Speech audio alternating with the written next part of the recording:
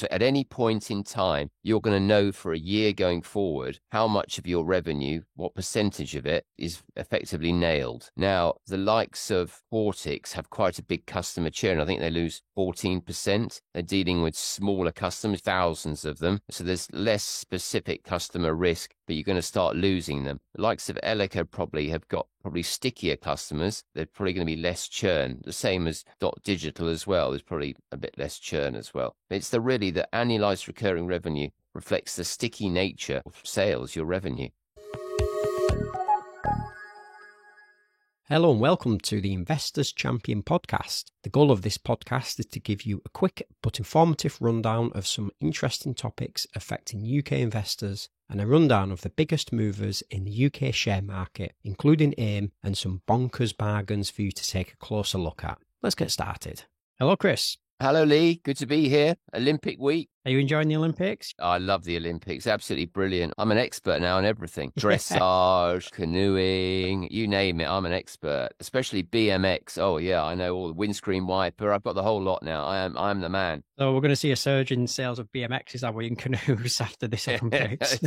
These people are absolutely incredible. They're incredible. The BMX guys are fearless. But yeah, I think everybody from a business point of view, is everybody going to be looking at which running shoes people are using, which sports shoes? Is it Nike or is it Adidas or is it On? Or we've dealt with this space before. This is the battle, the business battle. Yeah, the advertising space. Who's going to win out? Which company's going to come out on top? That's just your investor mind there coming out, isn't it? You're looking at what shoes people are wearing.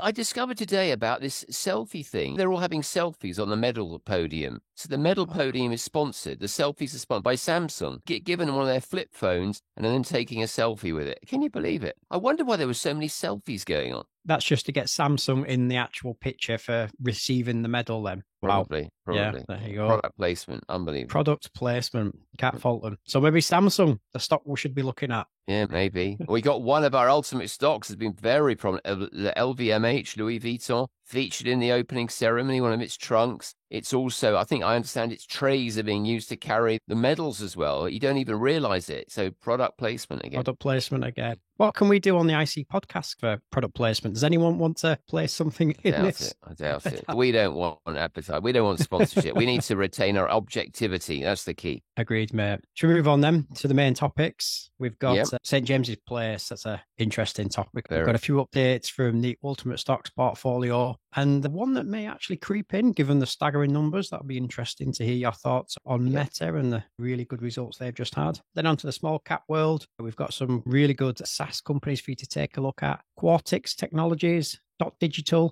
Eleco or Eleco, however you want to pronounce that, and then Fintel. But before we get on to all that, Bank of England cuts rates for the first time. That's pretty significant, isn't it? Yeah, it'll be good for those people with mortgages, good for business as well, good for small caps, hopefully. Small caps good. But yeah, it was a close one, apparently 5-4 on the committee. So 5-4, so they went for a cut. So clearly there was some pushback, but they published inflation forecasts as well, so suggesting that they could be further interest rate cuts ahead. When, I'm not sure. But yeah, it's good. It's good. Hopefully good news for the stock market. Just for those that perhaps maybe are newer to the podcast or new to the world of investing, why is it good for the stock market? And then why is it in particularly good for the small cap world? In basic terms, at the top level, people are going to be earning less in the banks and might be inclined to have a dip in the stock market. So rather than rates are still elevated, so that's only a small push. But clearly, those companies that have debt as well are going to be able to secure at lower levels, paying lower levels of interest, which increase profits, which are good for shareholders. So that's good news. But it's sentiment as well. There's been this discussion for a while now that you need to see the first signs of an interest rate cut. It could be good for the small cap world, which has been underperforming for some time, and we've started to see a bit of rotation into small caps. So yeah, those key elements should be positive. Yeah. I'm just thinking here, we mentioned the Olympics and the companies that may well benefit from the after effects of the Olympics. Samsung, for one. What sort of companies could benefit from this? Lower interest rates, rising house prices? What are the types of companies that might be worth taking a look at? I think it's a good one and topical. This week, we covered an update from a company called Mortgage Advice Bureau, which is a really good business. It's been a really good company for a long while. It works as an appointed rep for mortgage intermediaries. So it has over 150 intermediary firms and loads of advisors in those firms. and it provides all the platform, the compliance, the regulatory bit, and it gives them access to the insurance panels and lending books as well. And Mortgage Advice Bureau has been really meandering along for a few years now because it's been a horrible environment for its business. And what it's really needed is a sort of movement from interest rates, because that can cause people or result in people or borrowers potentially refinancing, changing mortgage. Also, it needs a fluent house market as well. More fluidity there is good for it. So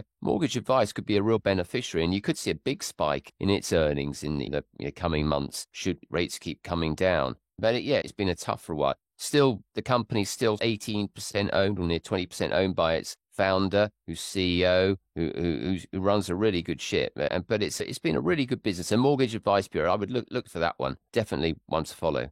Yeah. And it applies to other companies in the construction materials sector as well. Ali Muscat, a lovely little business, looks cheap. We'd implore you to look at one of our bonkers bargain notes on it, because it does look a cracking bargain to us. We had quite a busy week for the Ultimate Stocks portfolio as well, haven't we? Quite a few companies been releasing updates, including Games Workshop, McDonald's, Microsoft, Diageo as well. Quite a few updates for the Ultimate Stocks portfolio. Yeah, loads of them. There are loads of big companies announced. A lot of the US ones doing their quarterly updates. But Games Workshop put out its full year numbers. It's an incredible business, this Games Workshop, in the creative fantasy games. And when they say a business is vertically integrated, this really is as vertically integrated as you can get. It designs, manufactures, distributes, and sells these fantasy miniature figures. And it's run out of its headquarters in Nottingham. In fact, everything goes on near Nottingham. It's got factories there, a paint factory, warehouse facilities, a studio. Everything's going on in Nottingham, and its operating profit was fabulous, 18% growth. This is a British company, UK-listed company. I'd implore people to read its annual results statements and its financial.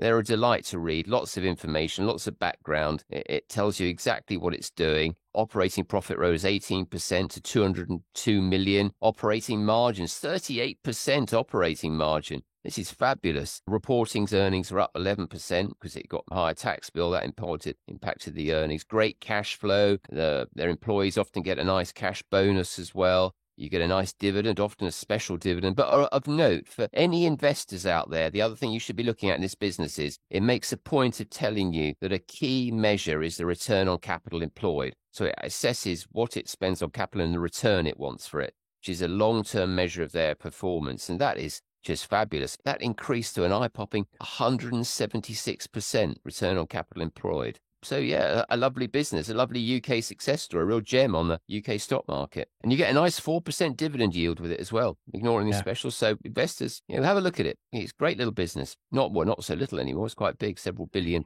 market cap, but it's a good company. Is it a Fundamental owned company? It is, yeah. Fundamental, our associated business owned shares. It's an ultimate stock, as we've said. We've had it for a while now. It's performed brilliantly for us. Lately, it's off highs, but still been a great performer, and we're willing to be patient and see how it gets on. Yeah. And the next company, Diageo, hasn't been performing very well, has it? So are you looking at perhaps moving it on, or are you going to be patient with it? Yeah, it's been a bit tougher, Diageo. The Spirits Group owns Smirnoff, Casamigos, Johnny Walker, a very famous brand. It's been struggling. Its shares have now hit circa, 10-year lows, but sales in 12 months, the end of June, fell 1%. This is unheard of for Diageo, and the volume of drinks sold dropped even more. Is this all about consumers finding it a bit tougher to buy their expensive spirits? The biggest problem was in Latin America, most of the growth, Latin America, where they had problems. So that's really hit the numbers. Ironically, while the spirits bit has been struggling, its core beer, stout brand, Guinness, is been doing brilliantly. So spirits has been horrible, but the Guinness, which was a core legacy part of the business, is still very much part of it. Guinness sales rose 14% overall. And we saw that with another of the stocks we discussed, in Young & Co., the brewers. We mentioned that, I think, a few weeks ago, and they were reporting great sales of Guinness. So that's the one sort of bright light. But Diageo's struggling. People have been concerned that it'll continue to struggle for a while. We hold it fundamental. It's still in our ultimate stocks. We're willing to stick with it because I think this is still a pretty good business with amazing global distribution and some fabulous brands. And we don't think it's over this business. You can see it in the operating margins are still rose. They rose to just shy of 30%. So you can see a pretty good company, which is probably hopefully close to its lows. It reminds me of previous conversations we've had. Nichols, who owns Vimto, Unilever, who owns multiple brands. Sometimes management gets it wrong, but luckily the brands carry them through those mistakes, which gives the management time to correct those mistakes. Perhaps maybe the brands that are carrying this company through, it will give the management time to correct and reorient. Yeah, and it has got a terrific roster of brands, global. In fact, exactly. They've got a presence in every geography. But things haven't been easy for it, should we say. Speaking of brands, it doesn't get much bigger than this next company, does it? McDonald's. No, it doesn't. And it's also been feeling the pinch from the consumer. But at McDonald's, it's never short of initiatives. McDonald's, if things are quiet, McDonald's goes for it. So they've been going for a new meal bundle. This isn't very good for the health conscious among us, by the way. Their new meal bundle is on offer in the States for $5. And it's been performing well, particularly amongst low-income consumers. It's also now trialing a new big burger, which has been dubbed the Big Arch. I don't know what this thing's, but again, it's probably not going to be that healthy. But look, McDonald's is doing pretty well. If there is ever a slight problem, McDonald's will find a solution to it. You don't strike me as the sort of person who'll be visit McDonald's on the weekends, Chris. I'm not a regular visitor. I can an occasional one. I don't mind it occasionally, but I'm certainly not going to be going regularly for their $5 bundle. No. But they've committed to guidance. They still, all right, things are tough. The consumer is finding it tough. 1% decline in same-store sales, but they're still saying, look, we're on target. And I think the market was expecting worse, so the shares are still hanging up, unlike Diageo, which saw its shares fall back a lot.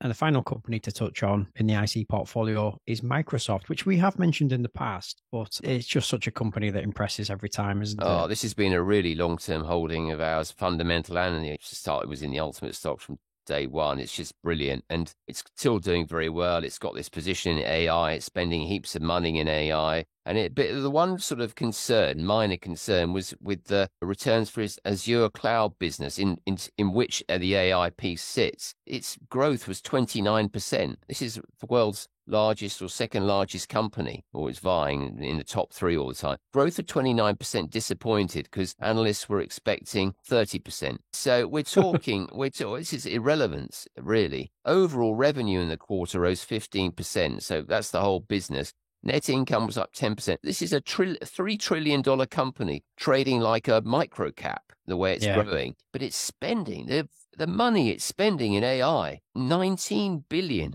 all told into AI in capital expenditure and leasing equipment leases as well. But I thought what was interesting from the announcement was this mention of the security blow up related to this CrowdStrike security patch that affected so many PCs around the world. Yeah. This was, I don't know whether it's a good or bad, but Microsoft said that 8.5 million Windows computers were hit. That was less than 1% of its total footprint. Wow. You can imagine what would be the outcome if it hit 2%, which is still tiny. Yeah. This company's stranglehold over what we're doing, what everyone is doing, is quite substantial. And it is somewhat worrying that just a tiny percentage can be so devastating to so many people's businesses. I saw that one of the airlines announced, US Airlines announced, that as a result of this, it's going to have a $500 million hit to its numbers because of this security problem. And because of the cancellations. Because its systems were down. So quite scary, really.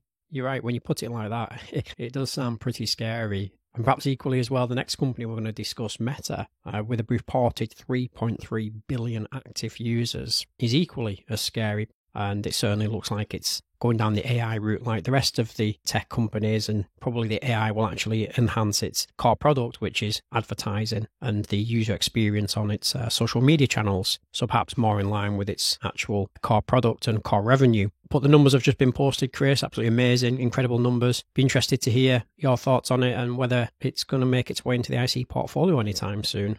We considered this a few years ago, but at the time it was immersed in this metaverse thing, which didn't sit comfortably. It was ploughing huge amounts of money into it. And when that stopped, I must admit it looked appealing. When Zuckerberg said, we're not going to spend in there. Now it's ploughing a lot into AI as well. But that was the moment. And I must admit, it's still a consideration. It looks in fabulous shape. Again, a huge business, $1 trillion business, revenue rising 22%. ahead of expectations. Operating profit up 58%, massive margin, all a bit like Microsoft, 38% margin. What struck me as well is how a business of this size, making so much cash, such a dominant, is only paying a tax at 11%. And that's down from 16% a year ago. When the UK companies have been paying higher levels of tax, how is a business like this only paying 11% tax?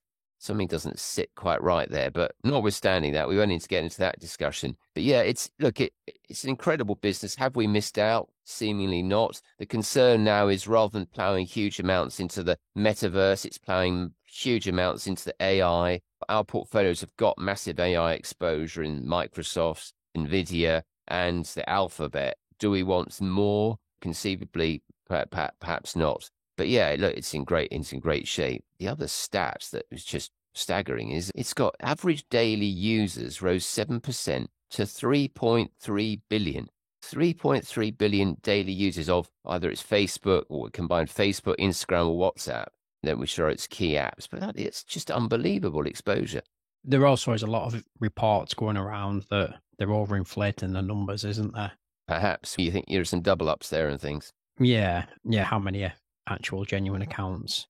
I don't know. It's difficult to measure in it, but certainly 3.3 billion. Even if you halve it, it's I was going to say it's ludicrous, isn't it? Yeah. If you take $1 billion off, let's say $1 billion you take off, you still got 2.3 billion, which is unbelievable, isn't it? It's incredible. And your influence, if you're an advertiser, you think if you want to be seen, well, where else are you going to go? Again, where are you going to skip for your money? It's just incredible. What would you need to see for it to be added to the portfolio then? Not a lot more. It's ticking all the boxes. It's the AI bit that is.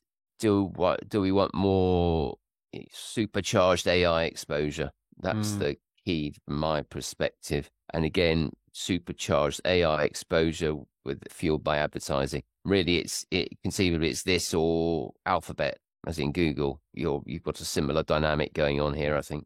Oh, the picks and shovels, Nvidia example. Yeah, they're making the chips, aren't they, for this? Yeah. Ironically, when Microsoft reported great numbers, Nvidia's shares have gone up as well. Okay. And Meta's have helped Nvidia's shares go up because they're all saying we're going to keep spending on AI. Who's going to be the winner? Nvidia, AMD, the chip people. Yeah. So you're getting double whammy in there. Yeah. So I guess if you've already got Nvidia in the portfolio, you've got Microsoft in the portfolio, how many more companies in that space do you want in the portfolio? You don't want to be... Yeah. In former times, there was less of an AI theme going on. With all these at the moment, where their capital expenditure is going, it's so AI driven, becoming somewhat crazy. So whereas they all had separate spaces that you could perhaps say, I'm diversified because I own Alphabet, Microsoft, even Meta. Actually, because of the push for AI, the competition that they're all creating, are they all competing in the same space now? I think their stock prices are all being driven by the same theme. That's clear. So if you're going to see any worry around AI, which is going to happen at some point, people are going to say, hold it, this is all taking longer than we anticipated. There are prices and their valuations that are all going to be affected by the same sentiment, in my opinion. Yeah. So adding Meta to the portfolio may not be the best move, perhaps, even though they're reporting great numbers. What I quite like to see is, say, Alphabet, some of its moonshots come good as well. It's got a lot of investments. One of those moonshots, that's the most evident, the Waymo bit, but it's got all sorts of other things it's doing as well, weird and wonderful. That'll be wonderful if they can really start delivering. Should we move on to the UK stock market then? Yeah, that'll be good. We move on to St. James's Place, probably a company that won't get added to the IC portfolio. It put out an announcement this week, St. James's Place. Clearly, it's had a very controversial few months and incredibly under pressure wealth manager. And it's got this reputation for high fees, relatively mediocre performance. It's had so many negatives. It was previously forced to set aside over £400 million for potential client refunds. So all this has been terrible. Despite all these negatives, it's still got people giving it more money, which I find incredible. Net inflows in the period of 1.9 billion. And not only that, what I find also incredible, 94.6% retention of client funds. Are its clients blind, deaf? I'm just puzzled. Given it's remarkable. So they're getting hit by high fees, mediocre performance, and these have been spelled by the FCA. It's acknowledging by all these claims. What it has clearly got, which others haven't got, is incredibly well incentivized salespeople, which it calls advisors. but who I suspect with emphasis on the sales rather than the advice. Maybe I'm being harsh. I'm sure there are some really good ones, but it's funds under management at a record £182 billion. Now, I worked it out. So 182 billion, it's easy to work this one out, across a client base is now at 988,000. So it's got 988,000 clients who have under its management 182 billion. That's only around £184,000 average per client. So it's assuming that's the simple average, it's going to have some pretty small clients as well. Why on earth, if you've got 180, do you need to go to a wealth manager?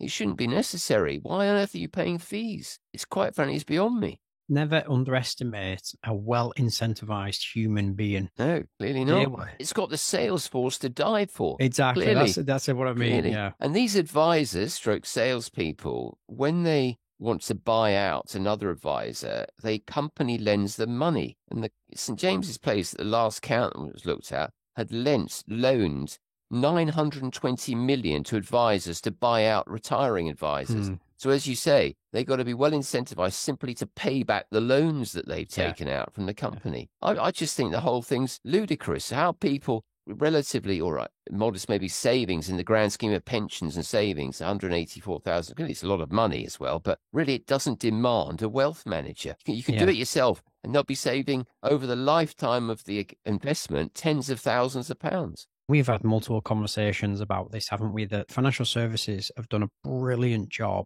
of completely cornering that market. And the average person doesn't think there's any other option apart from seeing a financial advisor. That is credit to the financial services. They've managed to create this environment in the country that anybody now entering the workplace, anybody who's entering retirement, coming up to retirement, they immediately think about, I need a financial advisor. I know, and there's so much free information out there, often objective. Even the Financial Conduct Authority published a lot of information. It's got the transfer of wealth from clients to advisor just with this one business, which represents a good chunk of the country's wealth under management. It's just staggering. Yeah, it's not ideal, but you've also got to take your hat off to the business model.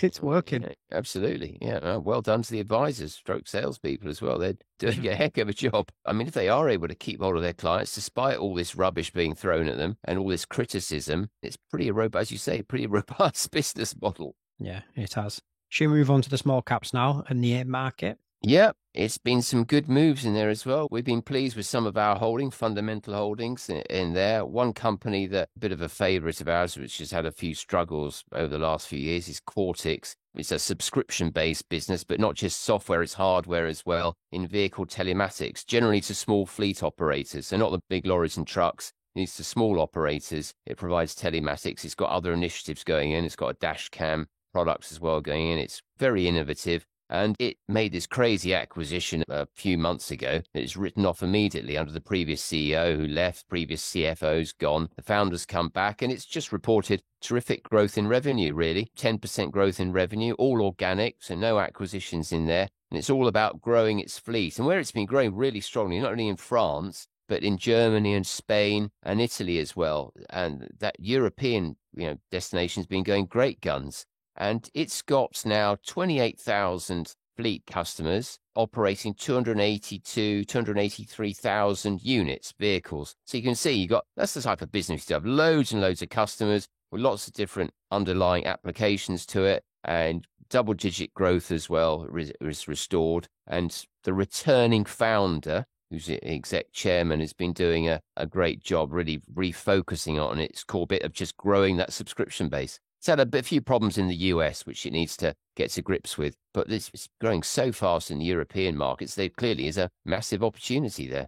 Returning founder, focus on its core product. It's quite a common theme I hear, Chris, from you, actually, that these companies end up refocusing on the core product and all of a sudden the numbers start coming through. The last CEO, he hadn't left for that long. A new CEO came in. What does he do? They had never made an acquisition in this business, buys a business that's clearly completely rubbish, and so put the brakes on, founder returns, and we're back to growing again properly, organic growth, real growth, showing real initiative. And that's a fundamental owned company as well. It is, yeah. We've had a long-term holding. And as I say, a bit of a favourite. Reporting is very clean, and they always come out with the accounts very quickly as well. They're always first out the block, so they tick a lot of boxes for us. I hope it does well. As I say, it's had its struggles. Perfect. What about Dot Digital? It seems that the investment is finally paying off in them as well. Yeah, they're investing a lot. They were an email marketing platform. Now it's got lots of other bells and whistles to it. They call it a customer experience and data platform. You get a lot of four-letter acronyms to this business. Keeps chucking them out, some of which confuse. But yeah, revenue again was up 14%. Not all of that's organic, but that's still 9% organic growth. Again, lots of investment, lots of product investment. Again, it's had difficulty. The US seems always a problem for UK companies. Always be wary when a UK company says we're going to go big in the US, because it's always difficulty. But yeah, Australian Pacific region's been really good for them. 27% revenue growth. But you don't have to just win in the States. There are plenty of other customers that go after elsewhere. Similar rating to Quartix now. Quartix shares perked up a bit. That type of space that they're going after in the US, it's saturated over there, isn't it? It really Very is. Tough. And their route to market is via introducers. So they're in the middle ground. They don't compete at the lower end with the likes of MailChimp, but they don't compete very high in this mid ground, albeit their product is having more and more features. So it's appealing to quite big businesses as well. But you're right. At the top of the tree is obviously Salesforce, isn't it? And then you've got other ones underneath that. The HubSpots of this world, I think. And Keep or formerly Infusionsoft and things like that, ConvertKit. So it's a tough space to enter over there. Really is. It is. And the way they do it, you've got a lot of deep-pocketed competitors who just are willing to spend to grab market share, profits notwithstanding. Digital has always been profitable and cash generative. It's managed that growth quite steadily. It hasn't gung-ho to just buy customers, and that's always difficult in the US market. Yeah, completely agree. Shall we move on to another SaaS company now then, whose shares have climbed to new highs on a positive update? And it's another interesting one to pronounce, Eleco or Eleco. Yeah, Eleco or Eleco. Yeah, I'm not even sure. Eleco. I'm not even sure on this one. Another, as you say, SaaS one. It's another software subscription business, but it's been late on. It's later on into the subscription world to those others I've mentioned, and it's been buying a lot more businesses. It's a software provider for the so-called built environment. It provides solutions for the whole building life cycle: planning, design, construction, interior fit out, interior asset managed facilities, the whole lot. So hopefully there's going to be good cross-selling, but it's growing the fastest of the lot. It's market cap-wise, it's a bit smaller quite a lot smaller than Digital, but revenue increased by 21%, of which organic growth was 12%. So you've got a lot of acquisitions in there that have been driving growth, 21% to 16 million. That was over just a 6-month period. But again, the thing you look for with all these subscription business, quote on annualized recurring revenues. So that gives you an idea of what the visibility is on the business going forward. And recurring revenue in this business is growing very fast from, say, a lower base than Quartix and Digital. And it now represents, I think, around 70% or 80%, I think, now of forecast revenue, whereas those other two, it's in the 90% area. But yeah, Eleco, a bit pricier. The rating looks a lot more than those now, but you're getting much more growth. So you've got to be prepared to pay up for it. We like it. We don't hold the shares currently, because they're not that liquid. They're a bit tougher to buy. It's harder to buy the shares in Eleco. But yeah, it looks a really interesting business and going great guns. Can you just expand there what you mean when you said the key metric to look at is annualized recurring revenue? Can you just explain a little bit about that? What do you mean by that? And why is that a key metric? Because that's the certainty going forward of what your revenue would be from your subscriptions. So if you've got 100 subscribers paying £1 each,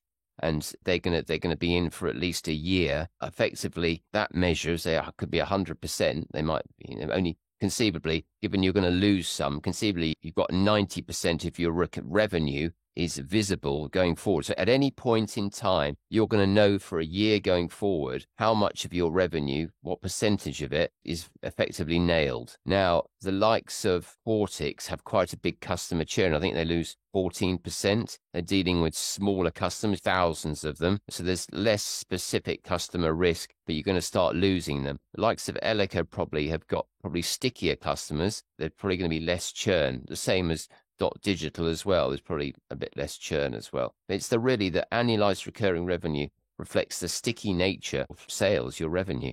That's interesting, isn't it? How easy is it to acquire a customer, but equally, how easy is it for them to move to a different company as well? That's the key. How embedded are you in your customers' way of working and life? Coming from the business side of things, once you've got digital embedded into the company, it becomes a challenge to move them out and change to a different provider. Absolutely. Yeah. And they're starting to monitor your sales trends and everything. They start offering more and more features. They almost become a partner in the business. Exactly. And that's how they like to. So Whereas once they're in, less do I really need telematics? Is it helping me? They've installed the box. Could I stop it? Is my business at greater risk? Typically, these will be smaller operators. Well, they might go out of business. So in a weakening economy as well, their model's more vulnerable. Ellico, again, is probably stickier. You become more reliant. But yeah, at the top end, you think of Microsoft. Can I do without it? Ooh. Yeah, no, yeah, it's very hard. Isn't I could probably go to Google Docs or something like that, or Apple, Google Docs. What could I do with it? Could I do without? What can I do without? Yeah, it's tough. These businesses are pretty sticky. The stickiest of the lot, I feel, are often the providers of accounting systems. Wow, you just don't want to move those. Once you've got everything running, you're happy with them, and they keep investing, they keep improving. You really don't want to have to move that because it's not a revenue generator either. It's just a cost, and it needs to be efficient. Yeah, great point there, Chris. And the last company we're going to finish off with is another SaaS company, and this company is called Fintel. Is this a company that's in the fundamental portfolio? Yeah, we don't hold the shares of this one. I just thought it would be interesting to highlight it. Unlike all the others we've spoken about, I've emphasized organic growth. So we've not only spoken about annualized recurring revenues, the visibility of revenues, the stickiness. We've also said they're growing organic, which means they're growing under their own steam. They're not just doing it by acquisitions. They've made acquisitions, but you can still see they're having their own initiatives to grow. Fintel is growing primarily, seemingly, by acquisition. And by gum, it's only a small business, but wow, made 5 acquisitions in the 6-month period. 5 acquisitions, bringing it to 9 in the last 12 months. There are some highly acquisitive businesses that can do this, but that seems a heck of a lot to us for a small company. And they're over a range of sort of services, fund ratings and research, compliance and business support, financial advisor, planning and research software, technology to the mortgage industry, a provider of engagement events as well. So you've got a host of different businesses that they've acquired. And unlike the other things I've mentioned, Fintel doesn't tell us what its organic growth was in its update. It tells us that revenues have risen